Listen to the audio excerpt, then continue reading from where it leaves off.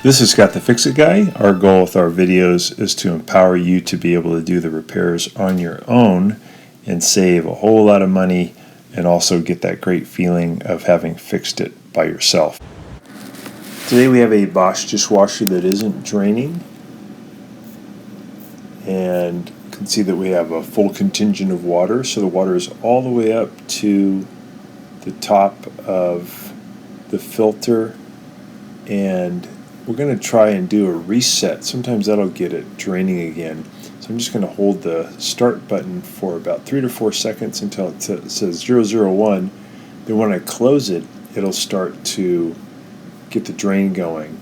And this often will reset different error codes that might pop up. It resets the computer and gets it doing a drain cycle to kind of reset the dishwasher.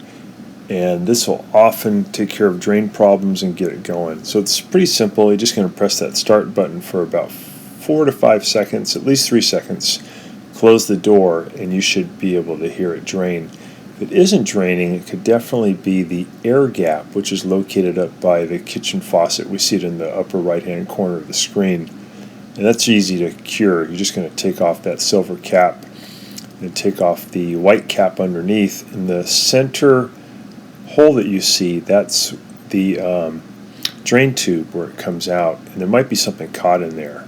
So that's another way to take care of it. But sometimes just pressing that reset sequence will get your dishwasher going again. Hopefully that's been helpful to you and gets yours going.